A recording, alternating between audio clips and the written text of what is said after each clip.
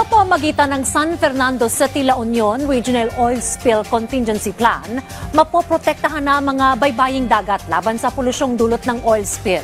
Yan ang ulat ni Anthony Ian Reyes ng Philippine Information Agency Region 1. Inaprubahan sa San Fernando City, La Union ang Regional Oil Spill Contingency Plan ng Rehiyon 1 sa pangunguna ng Office of Civil Defense Region 1 upang maprotektahan ang mga baybaying komunidad laban sa polusyong dagat.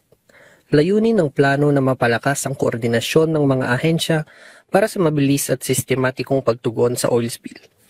Suporta ito sa National Oil Spill Contingency Plan at kinilala ng Philippine Coast Guard bilang mekanismo para sa malawak na aksyon sa Rehiyon 1. I mentioned a while ago that we cannot control hazard. We cannot prevent hazards to happen.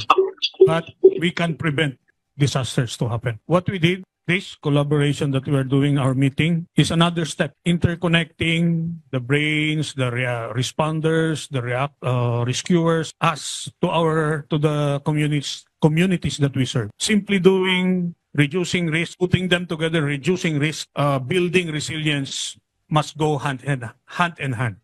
Nakasaad sa planong pagtatalaga ng rapid response teams paggamit ng oil booms at skimmers at pagsasagawa ng mga regular simulation drills para sa kandaan ng mga tutugon. For to determine po yung impact ng spill, we do conduct investigation and simultaneously nagkakandak po ng water and sediment sampling po ang office. Continuous gradual monitoring po yan until the eventual dispersion or restoration po ng water quality. Sa pagpapatibay ng planong ito, mas handa na ang Ilocos Region sa pagharap sa mga insidente ng oil spill upang mapanatili ang kaligtasan ng komunidad at kalikasan.